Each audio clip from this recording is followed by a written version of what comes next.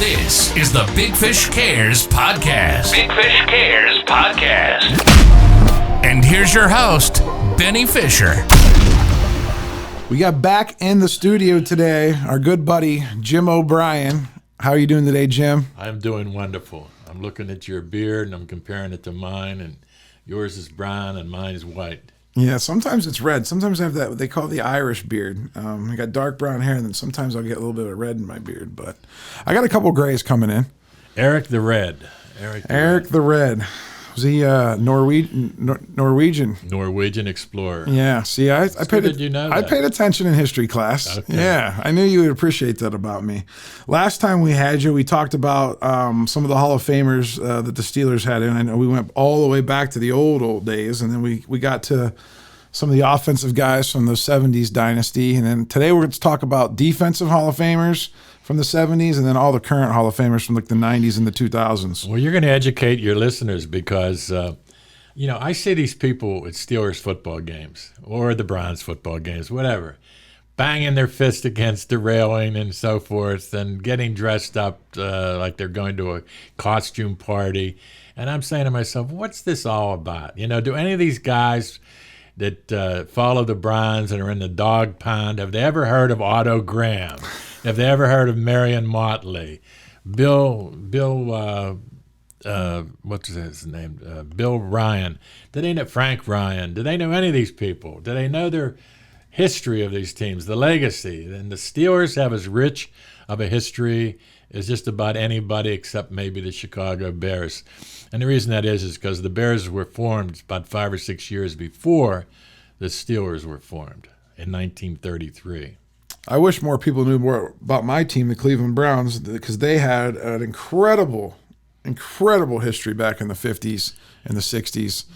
But no one knows about them because it was before the Super Bowl era. Yeah, I remember being in Cleveland one evening. I had gone there to watch Michael Jordan in a basketball game at the Gund Arena. It was what it was called 1994 after. It was Richfield Coliseum, which actually wasn't even in Cleveland. It was like in a suburb of Cleveland. Called Richfield. Yeah, Richfield Coliseum back in the Mark Price days. I saw Michael Jordan have one of the greatest games that he ever had in the NBA in Richfield Coliseum. Okay. And interviewed him before and after the game, so our timing was great on that one. You got to interview Michael Jordan? Oh, yeah. Oh, man. I never knew that. I always find a new nugget out about you. I interviewed him another time. The first time I ever interviewed him was in San Antonio, Texas.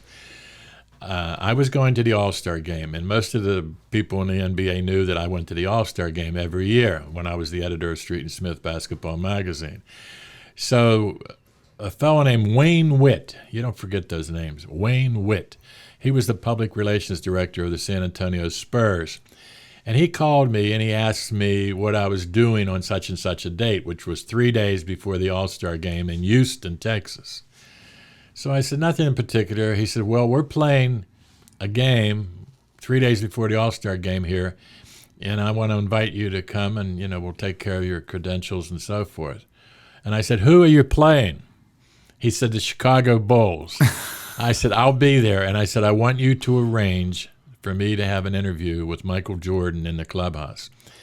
Michael Jordan did not go out on the floor during the warm-up. I don't know whether you knew that or not. He did not want to be a distraction. He wanted his teammates to be able to warm up without him drawing so much attention and so forth during that. So I had a chance to sit and talk with him one-on-one, and one of the things that Michael Jordan scolded me about was the fact that he was not on the preseason high school All-America team in the Street and Smith magazines. And he remembered going with his mother to the local Eckert drugstore in Wilmington, North Carolina, to pick up a copy of Street and Smith Basketball to see his name in there, and it wasn't in there. And it wasn't my fault. The fellow who did that, Dave Kreider, simply had not picked up on the information that Michael Jordan had been the star player at the 5-star basketball camp at Robert Morris University that summer, and easily was the best. So did you see him play at Robert Morris?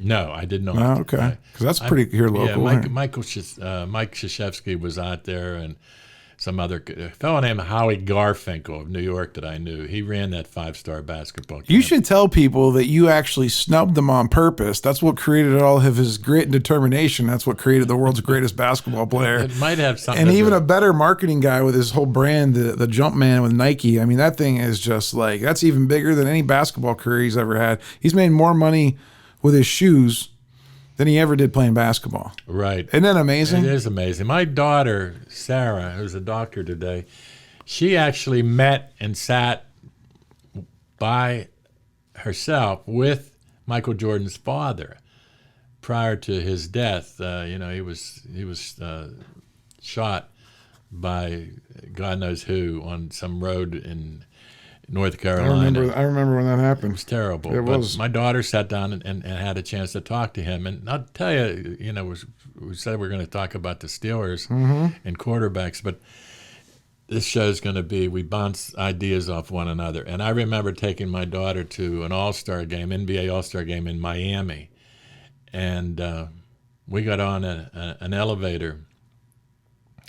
And I was so excited about who was all the different players and even owners. The owner of the Rochester Royals was on the elevator. Nobody else knew that. I don't even know who the Rochester Royals are. Well, they were the team that actually, I believe, is the original team that is now the Los Angeles Clippers. But they were the Rochester Royals in the early days in 50s. Poor Rochester. They moved to Cincinnati. And it became the Cincinnati Royals, and they had the star player Oscar Robertson and Jerry Lucas, whom you know from Ohio State. So they had quite a team, and they had a fellow from Pittsburgh who was one of the all-time leading scorers in the NBA that nobody knows about, Jack Twyman. Jack Twyman went. Can you imagine? Jack Twyman got cut 3 straight years at Central Catholic High School in Oakland, made the team as a senior, made All-State, went to Cincinnati, was an All-American at Cincinnati, and then one year he was second in the NBA in scoring, preceded only by a rookie from Kansas by way of the Harlem Globetrotters, and that was Wilt Chamberlain. There you go. Fun Nuggets with Jim O'Brien. Do you realize how educated you're going to be when we complete all these podcasts? About sports, and but I want the other education eventually about life, and we're going to do some of those. Let's get to that Steelers defense of what I think started, the Steelers being known for their defense, right? Back in the 70s. Let's just start with Mel Blount. Tell me a little bit about Mel Blount. He was the cornerback, inducted into the Hall of Fame in 1989. Played with the Steelers from 1970 to 1983. I was doing a TV interview the other day, and I mentioned Mel Blunt because I said, I didn't like to write game stories. I said, I like to write stories about people like Mel Blunt and tell you where he came from, about his mother, his hardworking mother, about the horse ranch that he grew up on. It kind of explains him. And Mel Blunt was from Vidalia, Georgia. And Vidalia, Georgia is known for having sweet onions. They grow sweet onions there. Is that why they're called Vidalia onions when you buy them at Giant Eagle? I'm telling you, Benny, you are picking up so quickly on all these cues that I'm providing. Yes, they did. And Mel, I don't know if he's still doing it, but Mel knows how to cut horses. You know what that's all about? Like train them, like break them? And also have them work with cows and stuff like that, So Mel's quite a guy. And Mel owns a boys' home out in Claysville, Pennsylvania, which is in Washington County. And Mel is just a super, super guy. He called himself super because he knew that he was good. And he played at Southern University, and he was one of those players that the Steelers got because of Super Scott Bill Nunn Jr., who was familiar with the players at the predominantly black colleges in the South. And Mel Blunt changed the rules in pro football. I mean, you weren't allowed. He used to get receivers coming at him, and he would hit them hard and hold them up. And you can't do that anymore. And they call that the Mel Blunt rule. So he was more of an aggressive, not afraid to tackle kind of cornerback, not like more of like a defensive, like swat the ball away, interception guy. Well, people today who are defensive backs in the NFL, when they meet Mel Blount, they're scared. They're scared. Yeah, and they okay. also don't know how a guy as big as him played cornerback. But he was such a gifted athlete. And So like Deion Sanders would be afraid of him. Deion's not bright enough to be afraid of anybody. But Deion's speaking of Deion's got an act. One time I didn't care for him because I thought he was such a showboat. But the showboat was the show. Yeah. And now he's still got a broadcasting career. Not only that, but he's doing a good job as a coach at Jackson State. Yeah. One of the predominantly, and he got a kid recently to come there who was regarded as a 5-star prospect, and it's the first time that a 5-star prospect who had been identified as such has coming to a black school. When's the last time you seen Mel Blount? How often does he in the Pittsburgh area? I saw him around last Christmas. Does he still live around here? Yes, he lives in Claysville. Oh, he lives in Claysville. Okay. Yeah, he lives out there. Does he do like a lot of events and Steeler stuff, or? He worked for the NFL for a couple of years as sort of a goodwill ambassador and somebody that would be sent out to teams to talk to the players, to Help the young guys know how to do things.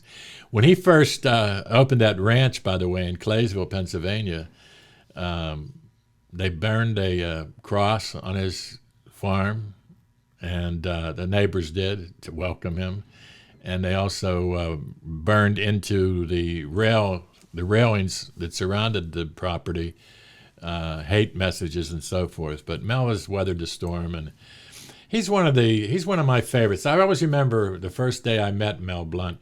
It was at the Steelers training camp at St. Vincent College in Latrobe. And we had much more freedom in those days as the media at the camp. Now they have so many ropes and security guards and so forth and try to prohibit the media from getting too close to the players.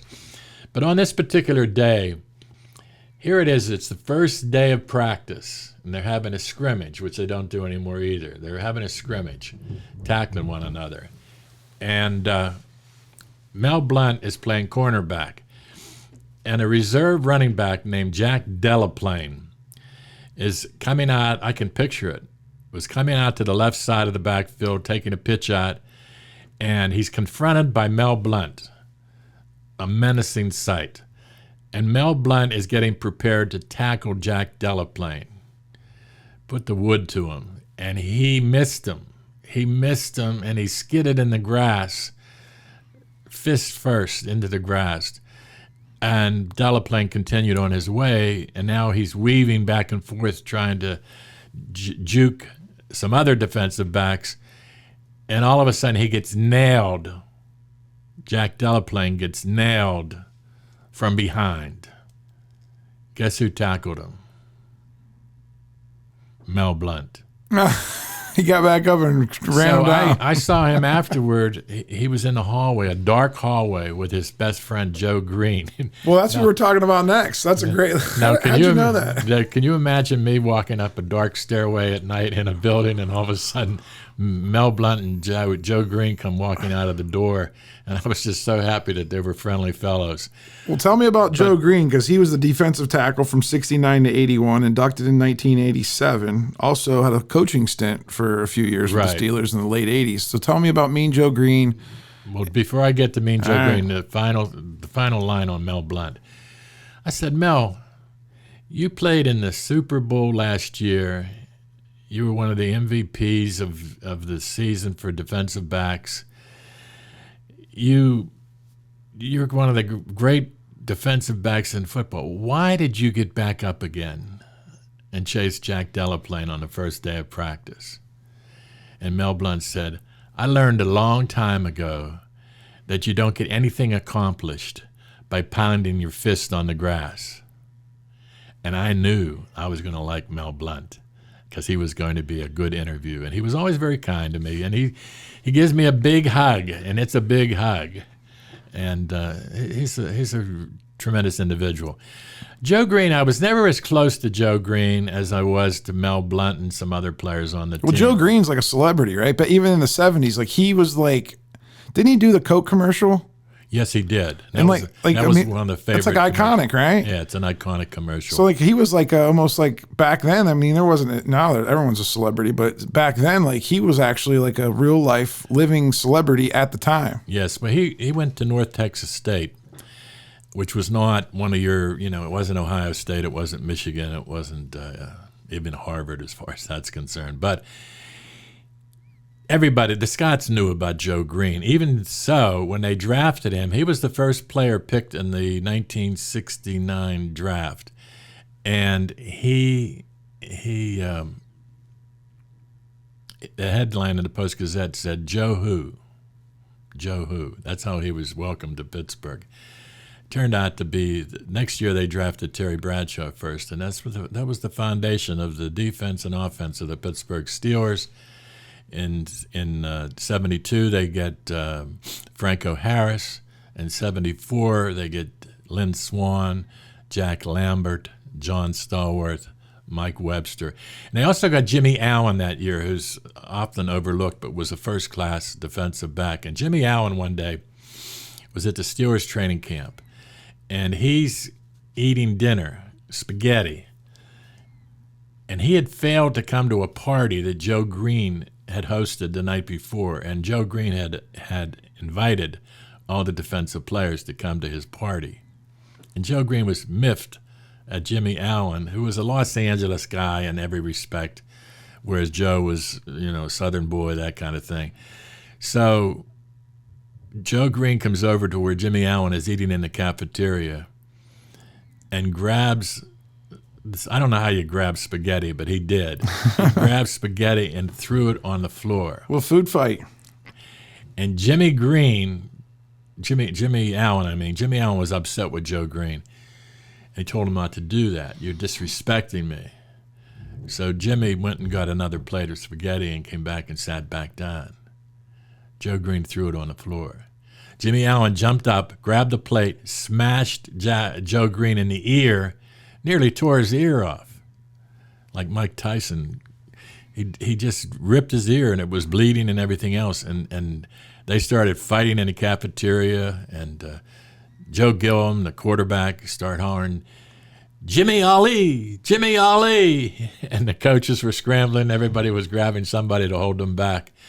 So people couldn't believe. Jimmy Allen gained a great deal of respect that day among the teammates because they could not believe that he actually physically challenged Joe Greene in the cafeteria. I mean, Joe Greene, again, this is way before my time, but I've heard stories about Joe Greene. Like that's why they call him Mean Joe Greene, right? Because like he was just a defensive menace, right? He was like just always after the quarterback. What was his style of play? Well, he punched Paul Howard of the Denver Broncos where the sun don't shine. And was he a little dirty? You think he's yeah. Like how would he fit in today's defensive line? He would fit right in, right? Like he would fit right in. Right in. He was just an exception. Any of these people, Mel Blunt was a physical specimen. Joe Greene was a physical specimen. He weighed about 275. He was very agile. He played on what became known as the steel curtain defense.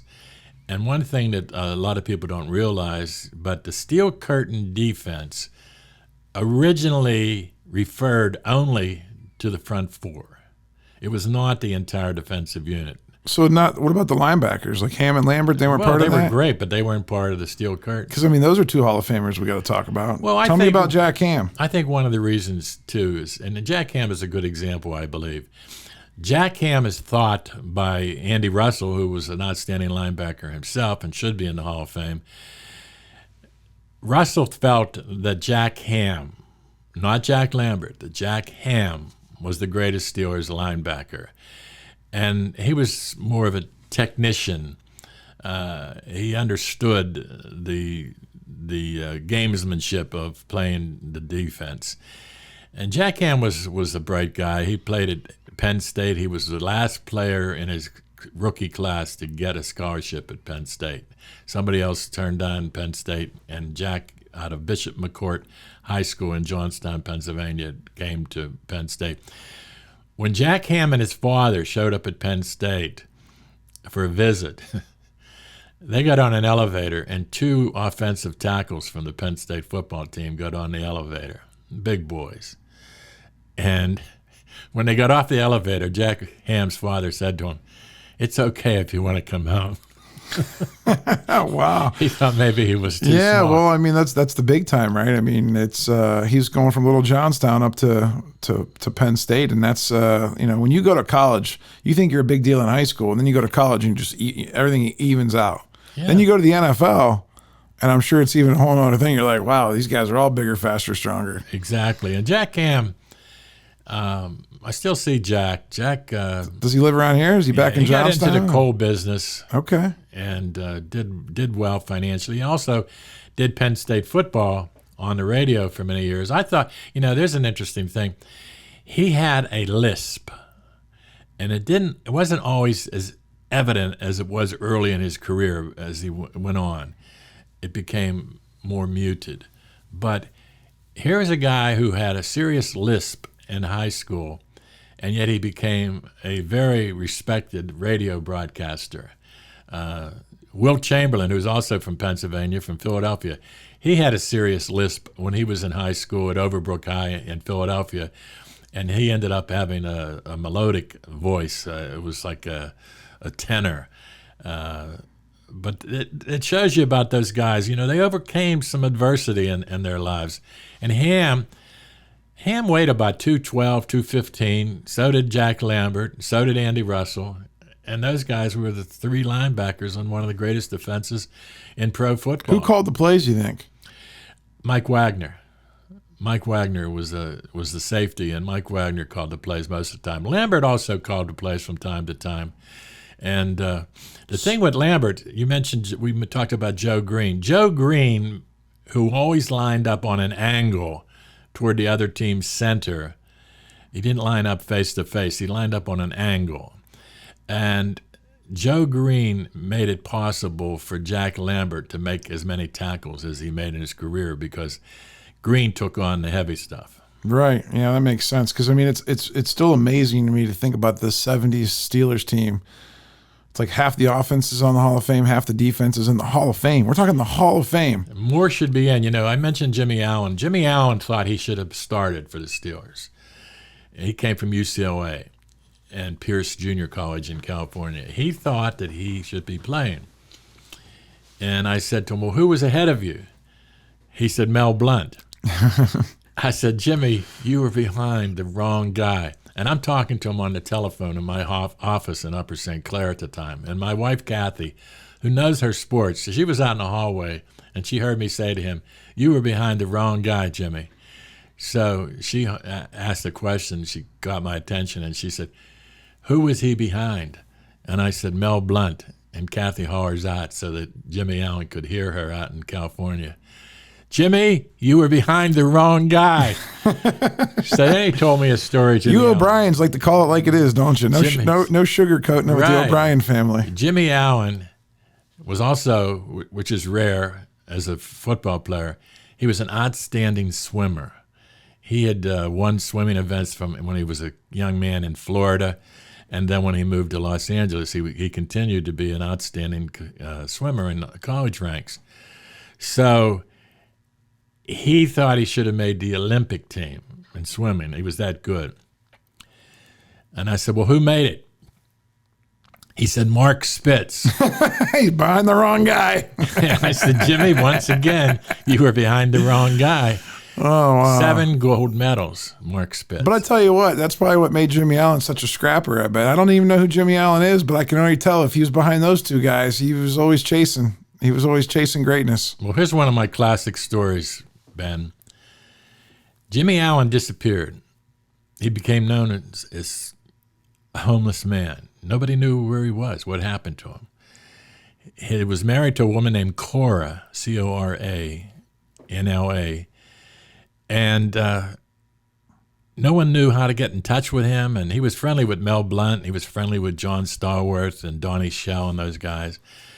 And they couldn't get hold of him. Nobody knew, even in the National Football League, they didn't know what happened to Jimmy Allen.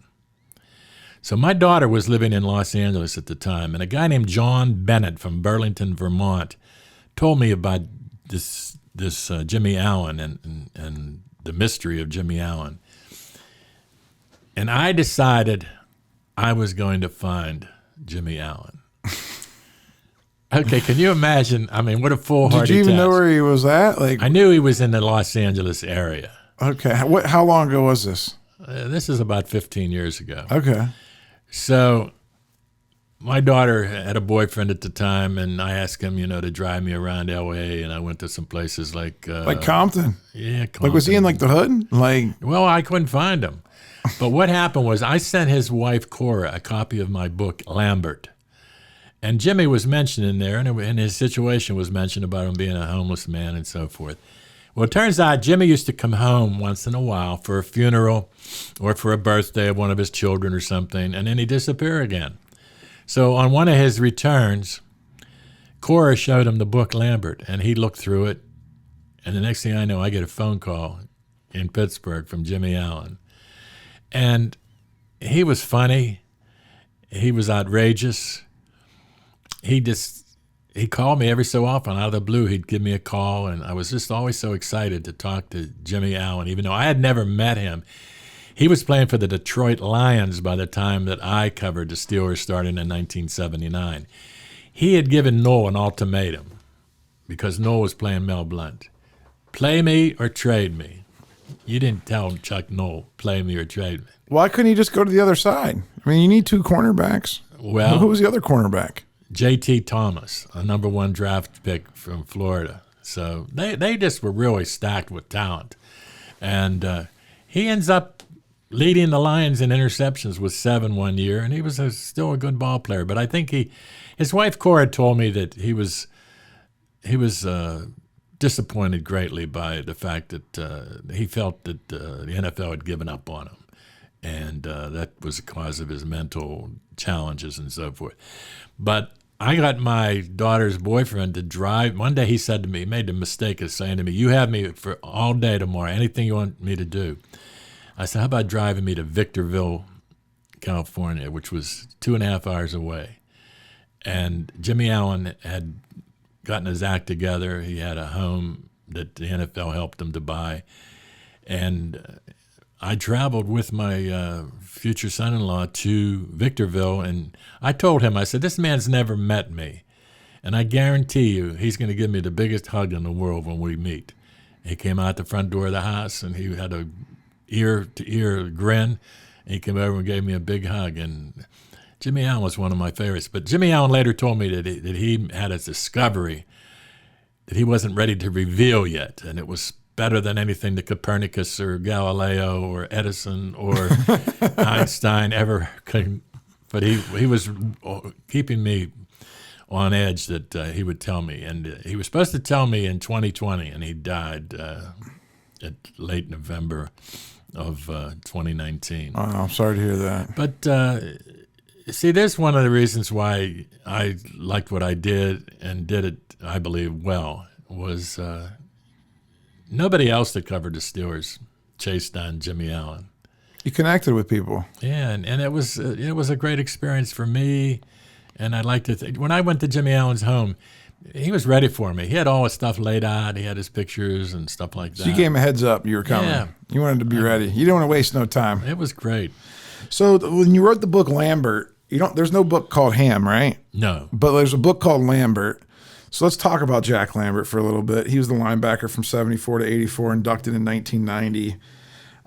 What makes him special? Well, Jack Ham is the one that should have written a book about Jack Lambert, because even though Lambert was upset with me for writing a book about him, why I don't know, but Ham, for instance, told me stories that are not in my book Lambert, because I was being kind to Lambert by not having these stories in the book. I wasn't out to punish him or to dig dirt out from under a carpet or rug or anything like that.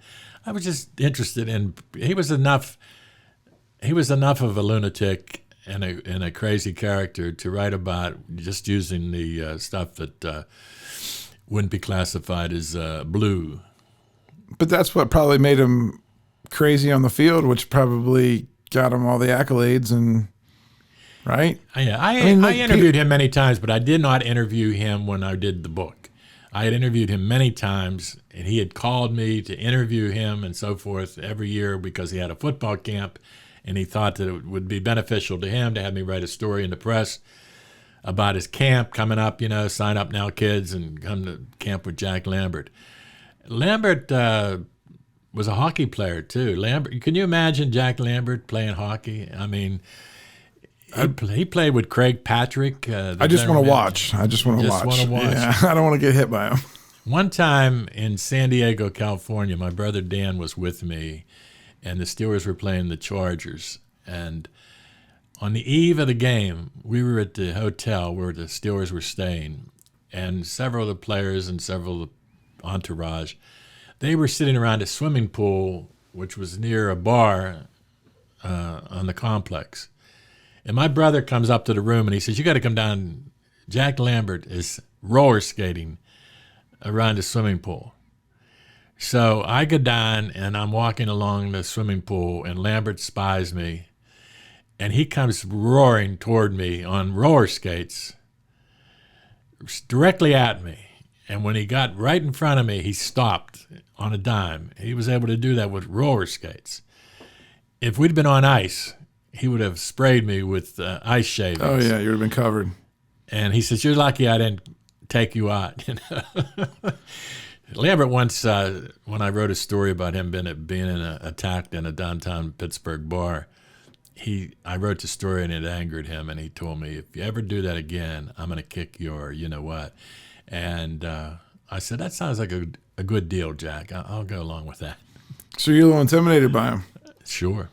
Where's he at today? Is he around here? He lives in Warrenton, Pennsylvania, which is up in the Butler area. He has a large, I'm trying to think what to call it because it's not a farm, but I think he owns about 115 acres up that way. And he has two boys. He has some daughters as well that were all good athletes. And his one boy is named Ty, after Ty Cobb. And Ty Cobb was like a Jack Lambert of pro baseball. Spikes sharpened and sliding into your legs and stuff like that. So his one son is named John, which is what Jack Lambert's name is. So the sons are named after two of the toughest athletes who ever set face on this earth. And Lambert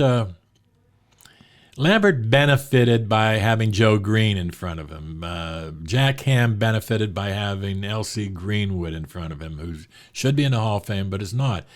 And so people like L.C. Greenwood and Andy Russell, and maybe Mike Wagner, they suffer because there's so many Steelers in the Hall of Fame.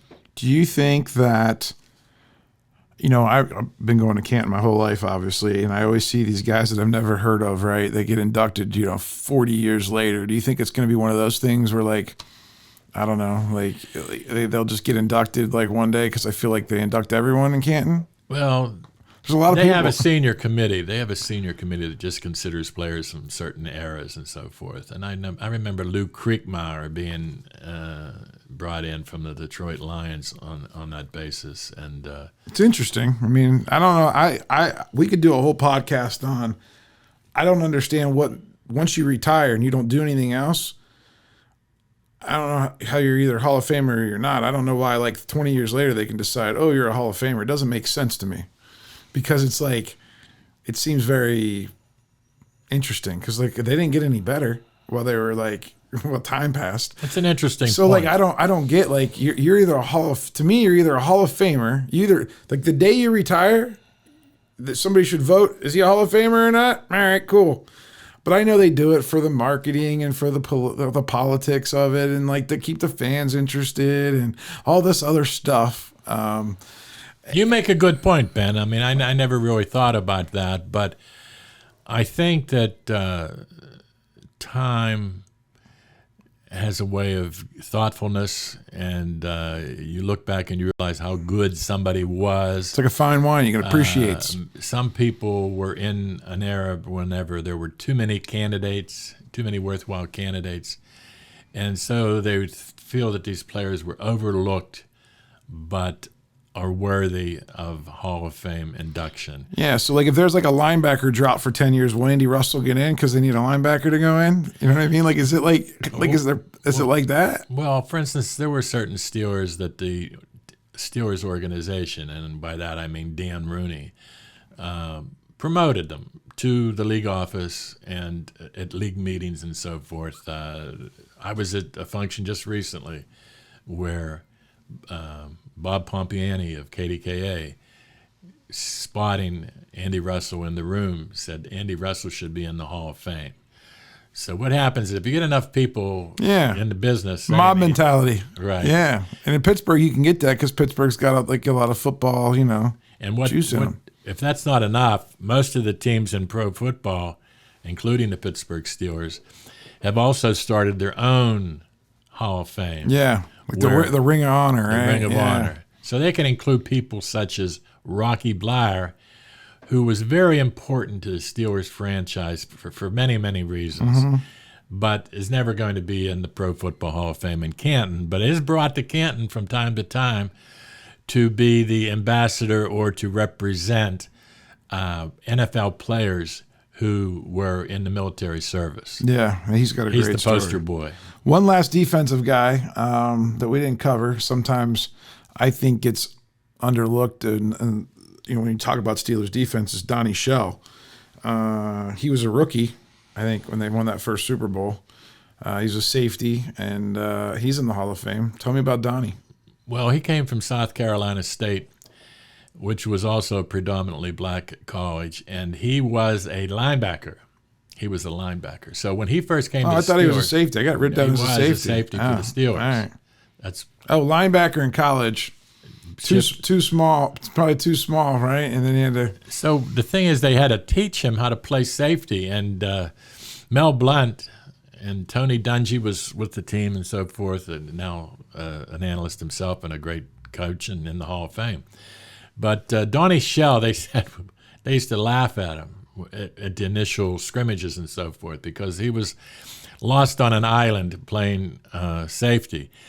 And he was a special teams performer initially and became so good at it that he became the captain of the special teams unit. And Donnie Shell was a fierce hitter. That was his reputation. And the other thing was Donnie Shell was, and this is an important aspect of the Steelers of the 70s, I believe. Donnie Shell was a Christian, a very spiritual man, as was John Stallworth, as was even Ernie Holmes, was a devout Baptist. And in fact, he wanted to become a priest. And Randy Grossman said, I don't think Baptists have priests, Ernie. They're preachers. Yeah.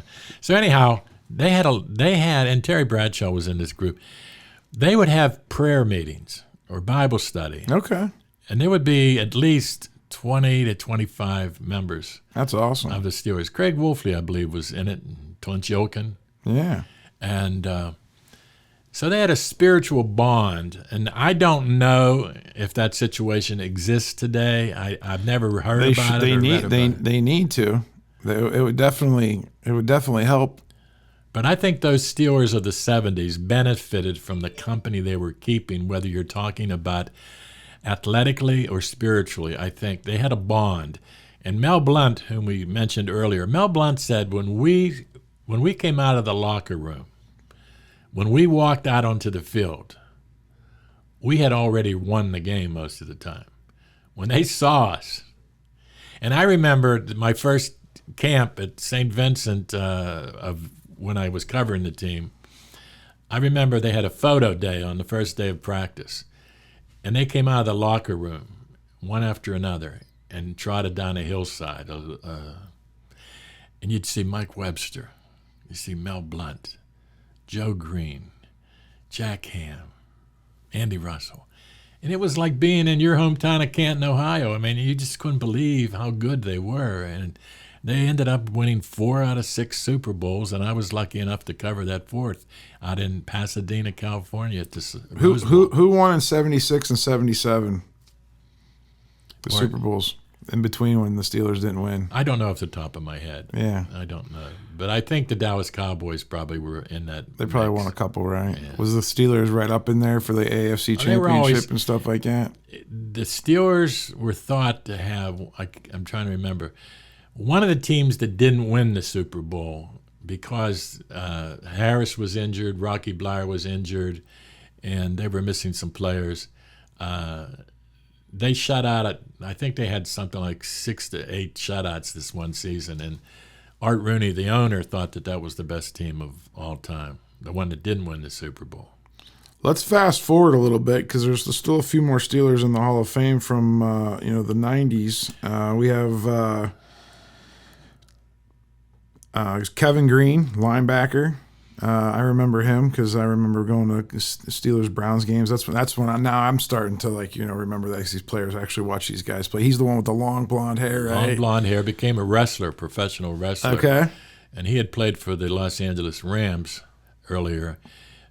He was a wild man. He looked maniacal. I mean, when you saw him on the field, he looked like maybe he had been tooting something before the game or something. I mean, he was... Jim O'Brien said tooting something.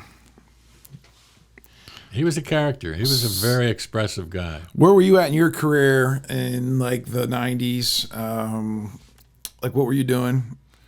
In the 90s, I'm doing books on my own, and were you interviewing Steelers still? Yeah, I was still interviewing Steelers. Okay. I remember one day I came in there and I wanted to interview Cordell Stewart. And Cordell Stewart was the quarterback of the team at the time. And I said to him, Cordell, I'm Jim O'Brien. I write books about the Steelers, and I was hoping to interview you. And he says, don't you know what day it is? And I said, don't I know what day it is? He said, I only do interviews on Wednesday. I said, oh. And, I'm from Hazelwood in the inner city of Pittsburgh, so I can be a smart ass. And I said, let me get that quote right. Let me see. I've never had that quote before. And I took out my notebook and I wrote down, I only do interviews on Wednesday.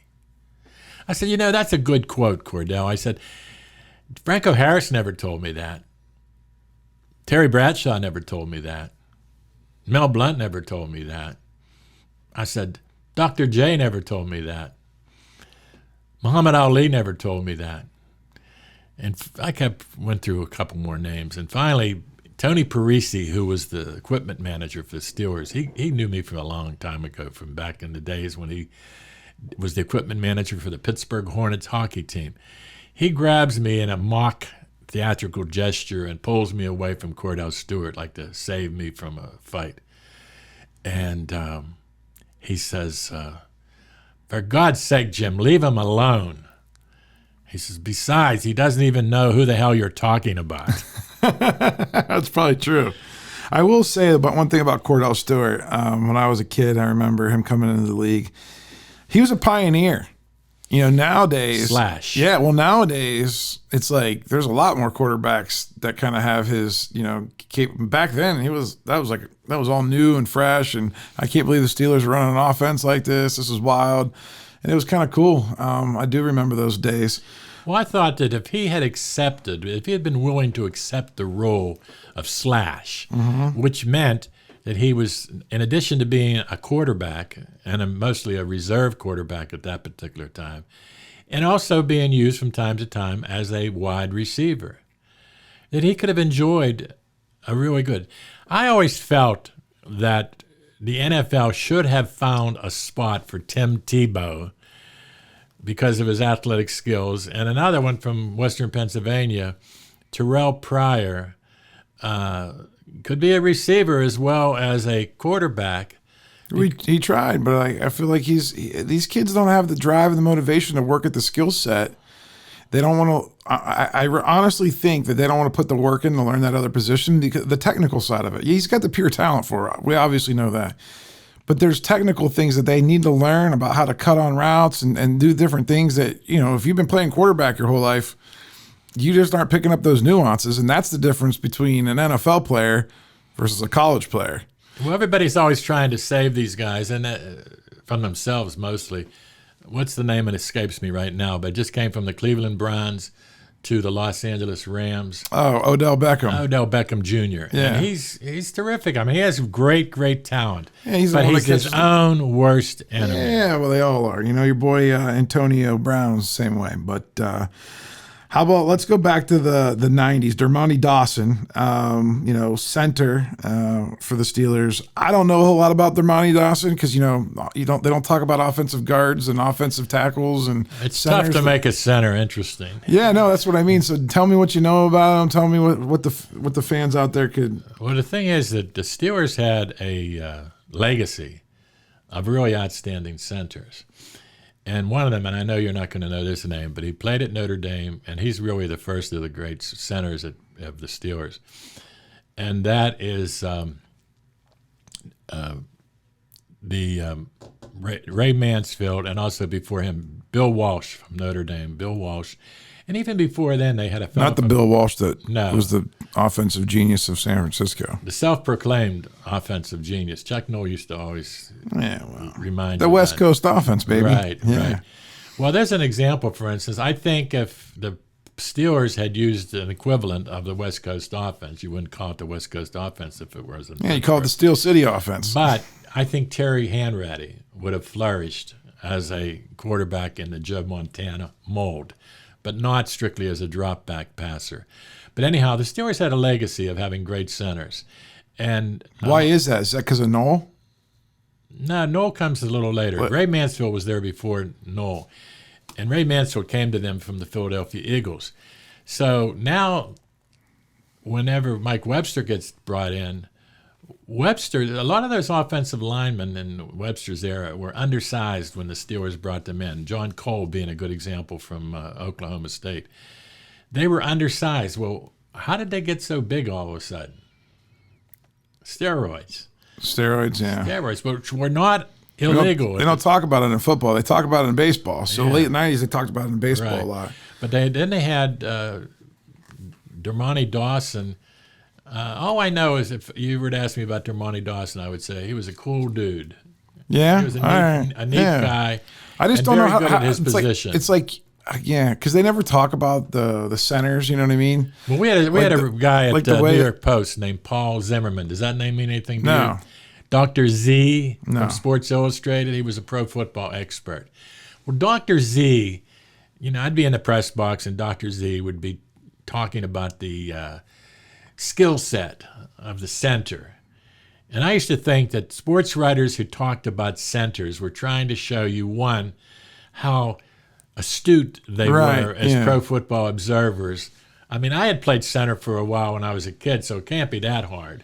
You snap the ball and hope you don't get your head knocked off. Yeah, but you're responsible for a lot because, if that ball fumbles, they always want to blame the center and not the quarterback. Right. You also, isn't the center also the one that kind of sets the rest of the guys up on the line to make sure that they read the defense, right? They got to be one of the smarter guys, right? They do. They're the smart guy on the field, They're the right? Smart guy. That's why I played the position as a kid. Okay. Yeah. I was one of the few guys on the team. Shameless plug for Jim O'Brien again. Yeah, well, I was one of the few people that knew the plays.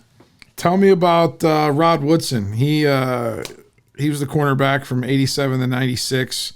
Took him a while to get in the Hall of Fame. He didn't get inducted until 2009. I remember seeing him play against Pitt at West Lafayette, Indiana. He played initially college ball at Purdue University.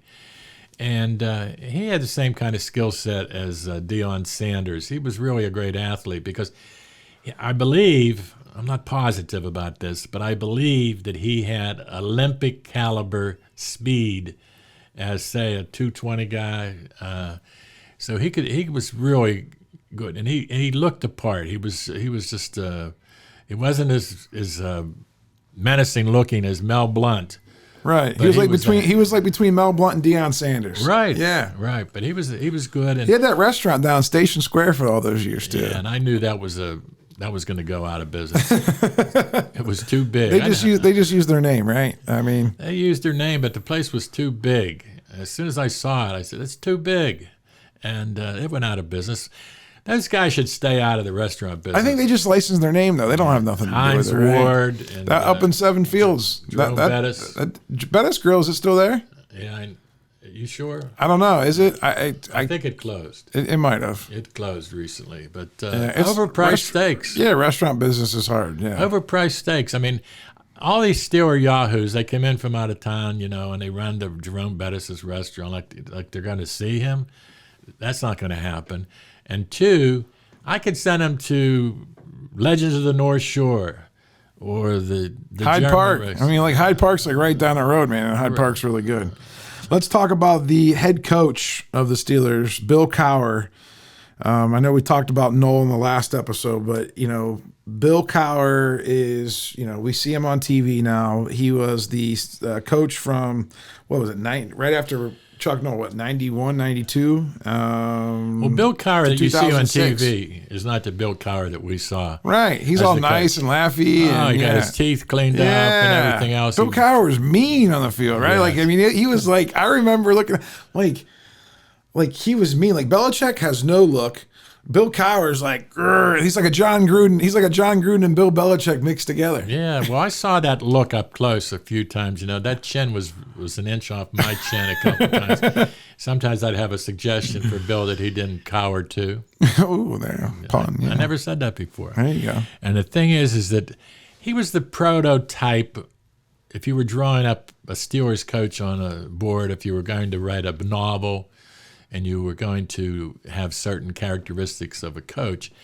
First of all, he was a Pittsburgh guy. He grew up in Crafton, Pennsylvania, right across the river from the stadiums. And his father's name was Laird, which is a Scottish name. And his parents lived in Crafton, and then later on they moved to Mount Lebanon. So they were on the local scene. And he played for the Browns, right? Well, Bill, before that, he played at Carleton High School, played for the Crafton Cougars, which was his kids, midget football. And then he played at NC State. And he was a fair ball player. He became a special teams player of some note for the Cleveland Browns. He played for another Pittsburgh area guy. He played for Marty Schottenheimer, who was a classmate of mine at the University of Pittsburgh. He was from McDonald, PA. So he played for him, and that was where he ended up getting his start as a coach. And also he coached with, I'm pretty sure, with Andy Reid whenever he was getting started as a coach. I think he played for the Philadelphia Eagles as well, Cowher. But I think he probably qualified for a pension. Do you think that what made him a great coach was because he was like that kind of hardcore coach where he was always in the players' faces? He was always very active. He didn't take this, he had all those players in line. It's you don't see that nowadays in sports, but I feel like he was the last type of generation to where he commanded these guys. Well, Cowher was definitely in charge, and when you saw him on the sideline, he appeared to be coaching. Now, I don't know whether Mike Tomlin coaches by committee. I never see his mouth moving when they show him on the sideline. No, it's like there's no emotion. I don't see him even talking to the defensive coordinator upstairs. And Tomlin's a defensive guy, so he's not even grabbing his safeties and his cornerbacks and saying, "Hey, do this, do that." This guy, it's like they're just administrators now. Well, I'm glad that you noted that because they're just administrators. Another thing I don't understand, and this will give our listeners something to watch for the next time they see a Steelers game. What I don't understand is that the guys who are on injured reserve or the guys who are on the taxi squad or the reserve squad, they're all in hoodies on the sideline, and they're as close to Mike Tomlin as his son.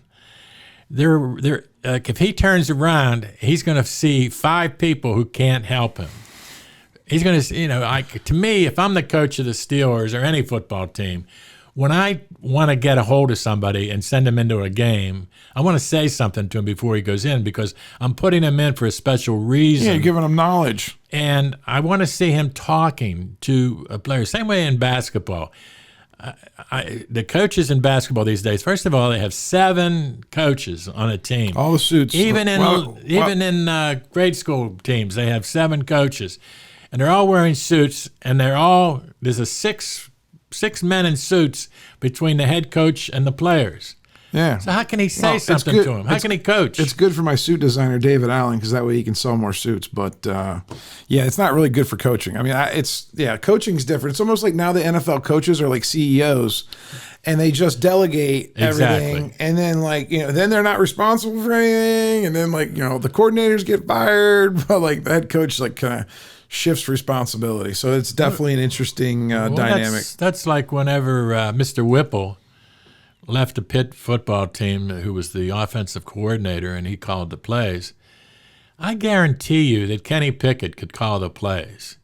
And there was an era in pro football when people like Johnny Unitas and even Terry Bradshaw, Otto Graham from your hometown or at least your hometown team of Cleveland, they called the plays. They felt like they knew what was going on out on the field. They knew what cornerback to pick on.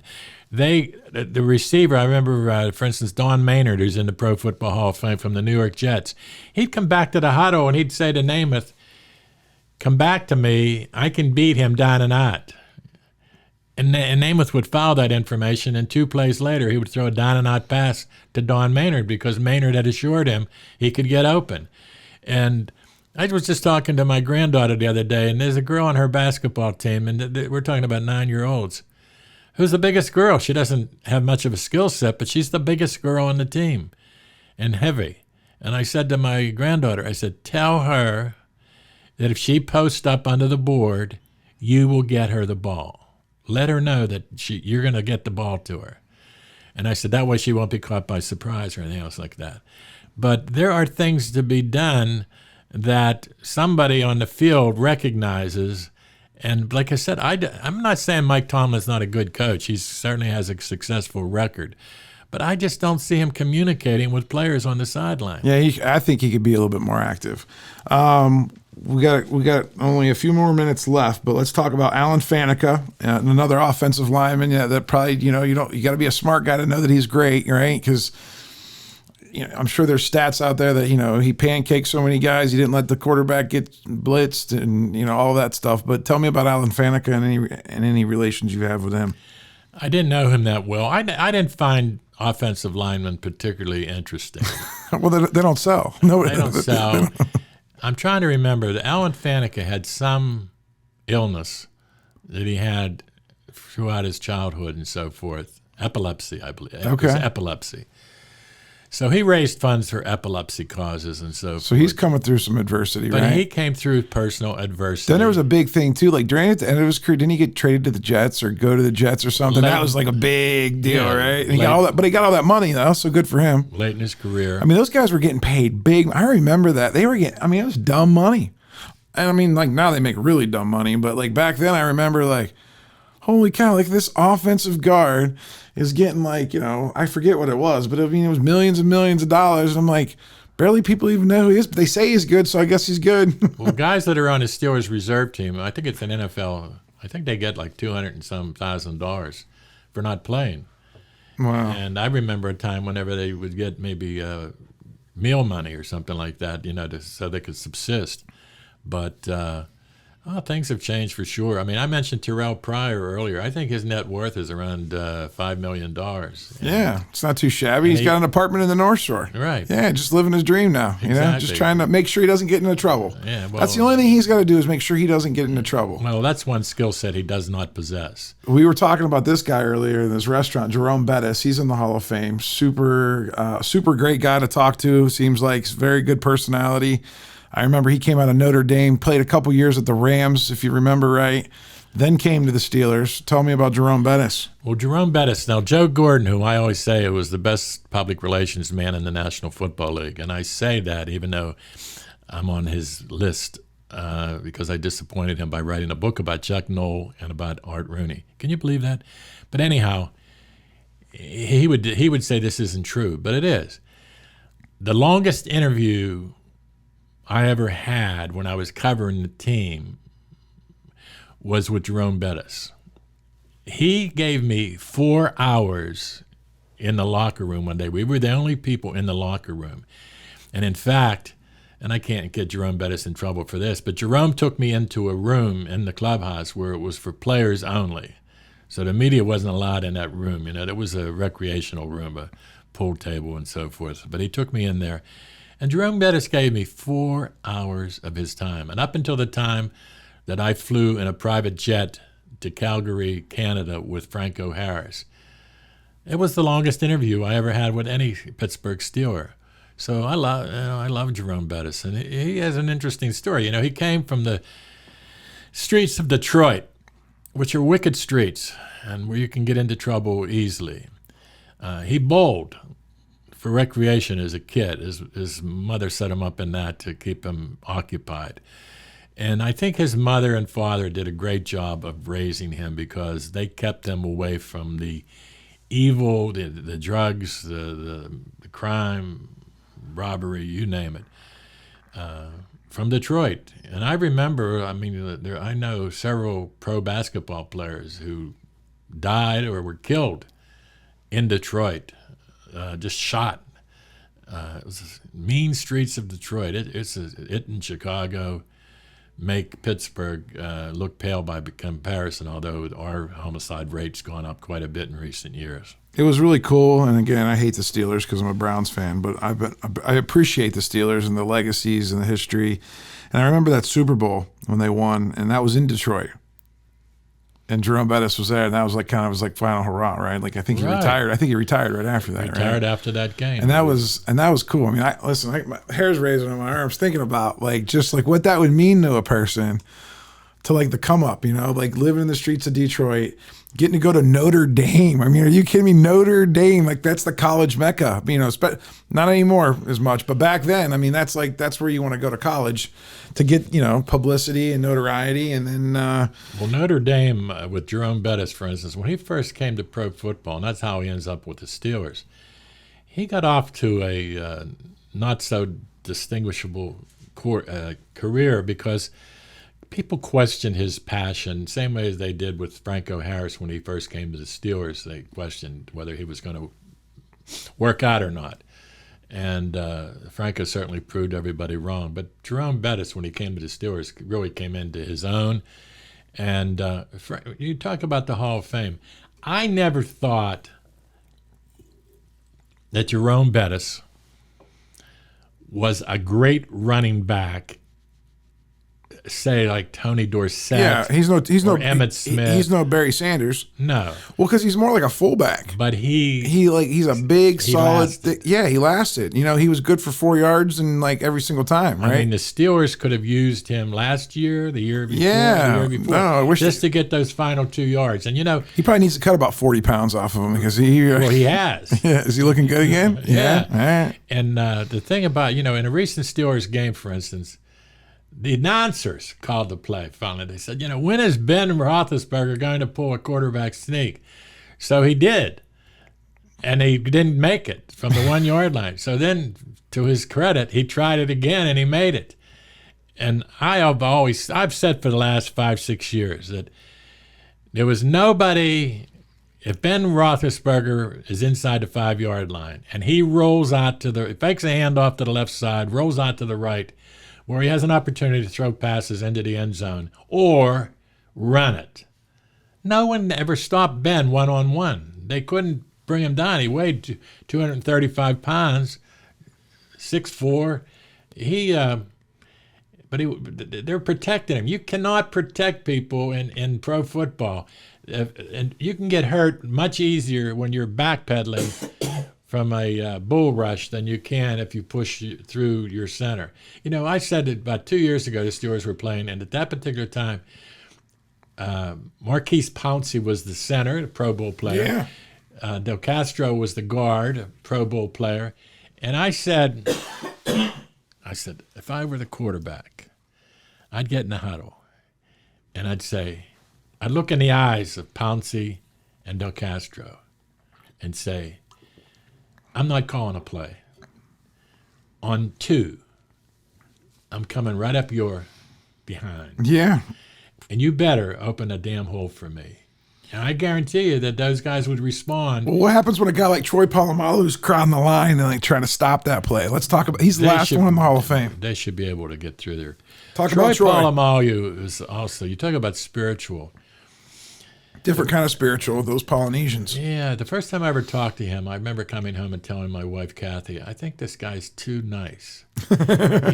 He's too sweet. Too mellow. Yeah, but he gave me, I went up to St. Vincent, and I had interviewed everybody I wanted to interview except Troy Polamalu. I hadn't made an attempt to do so. But now I wanted to talk to him. And on the way up, I'm wondering, how am I going to, because now, it was just so difficult sometimes to get an interview that wasn't a mass interview, 10 guys with a tape recorder. I never used a tape recorder, by the way. I talked to the people, and I remember what they said. And the thing is, I'm walking across the campus. I'm going to the cafeteria for lunch. Next thing I know, I look to my right, and here, walking alongside me, pace for pace, is Troy Polamalu. So I turned to him and I said, Troy, you don't know me. I said, I'm a writer and I write books about the Steelers. I said, I'd like to talk to you after lunch. Is there some place where we can meet and where I can talk to you? And he says, let's talk now. So I took him off into a grotto that they had up at St. Vincent where the priest would say their prayers and so forth. Got him out of the way because I didn't want anybody in the organization to see me talking to Troy Polamalu because sure as can be, they would have interfered and said, get to lunch, and O'Brien, what are you doing? You're not supposed to be doing that. So all the other media standing up on the curb waiting for their sound bites. I can't write a book on sound bites. So Troy was really good and different. And I said to him at one point, I said, you better get to lunch, I said, before you miss lunch. He said, no, we can do some more. And he told me about how he really liked St. Vincent. He liked the atmosphere. He liked the fact that there were priests on the campus and there were churches and there were places to go to pray and all that sort of thing. And I asked him, I said, look, I need to get a picture of you. Can I meet you somewhere after lunch and get a picture? And he said, yeah, where? And I pointed to across the way, and there was a statue of St. Vincent in the lobby of a building there. And I said, I'll meet you in there and get a picture. And I wanted to get a picture of him standing next to that statue to place where he was when I interviewed him. So he goes to lunch, and then he comes back and he meets me as he said he would. So later that year, right around Christmas time, I'm out at Monroeville Mall when they had bookstores. They had two, and I was at Walden Books, and I'm in front of the place signing books. And next thing I know, in my face is Troy Polamalu. And he's smiling brightly, and it's like we were old buddies. And he says hello to me and everything else. And he introduced me to his wife, whose name is Theodora, beautiful Greek woman. Oh, like something from the Mediterranean or something like that. Just a beautiful woman. And he introduces her. Well, that in itself, and this is one of those things, Ben, that football players and baseball players, they don't introduce their wives. They're like jewelry, They don't introduce them, but Troy Polamalu did. As if he wanted her to know me, or vice versa. And then about 10 minutes later, as I'm signing books, he's in front of me again, and he's putting in front of me a steaming, hot Cinnabon. Was he there signing books too? No. He was just at the mall shopping? He can't go anywhere with that long hair, man. Everybody's going to know who he is. Well, I don't know whether he had a tassel cap on that day or not. Gotcha. About 10 more minutes later, I'm looking out, and here across the hall on the other side of the where the people walk in the mall, on the other side, he's waving to me. And you'd have thought we were classmates in high school, or that's awesome. And just a neat guy. And then, of course, he comes on to become one of the great football players for the Steelers. And he had some interceptions and runs that were every bit as impressive. My favorite's when he blitzes and he sacks the quarterback. Like, he, to me, was the first safety I ever seen that really he played football. He knew when he could come up. He knew when he had to be back. He when he would jump over the line. I mean, that's football. I mean, that's football. And to me, if I had to pick a favorite Steeler to watch play, I would say it would probably be him. And I remember writing once an immaculate interception. No, but He was, first of all, he's a handsome dude. And like I said, he was a spiritual man. He was Head and Shoulders thing, son. I'm not crazy about that ad. And if he were my son, I wouldn't be thrilled about his haircut. But the thing is, I'm growing my hair out, Jim. What do you think? I know, but yours is a little bit more under control. Listen, we got to wrap this show up. I really appreciate your time today, talking about finishing up with all the Hall of Famers. Give me, obviously, you think Big Ben's going to make the Hall of Fame? Big Ben will definitely make. What about Hines Ward? Any chance Hines Ward sneaks in? He should. He won't anybody else in the last 10 or 15 years? Well, the other guys that could get in. I mean, you think Antonio Brown will ever get in? I mean, he short career. It's going to take a long time because he's just such a jerk. Yeah, no, I hear you. He's But I mean, jerk. Like while he was there, I mean, he put up like some crazy numbers. Hey, I met him when he was a rookie, and he was the nicest young man, and he was the hardest working player in camp. You know, we mentioned Troy Polamalu. Polamalu never participated in earnest in the team exercise drills. He did his own thing. And somehow they made an exception of him and let him do his own exercises. Because he always performed. I guess so. But, I mean, it was rare. I remember thinking the Steelers once had a coach named Jock Sutherland who had won national championship when he was at Pitt. And I'd say Jock Sutherland would roll over in his grave if he saw a player just doing his own thing during drills. Well, when I have you on next, we're going to talk about your book, The Golden Arm, and it talks about the 6 quarterbacks from southwestern Pennsylvania. So I'm really excited, looking forward to that. Well, they're all Hall of Famers, and hopefully someday that I can make another Hall of Fame if I write another book. Thank you for listening to the Big Fish Cares podcast.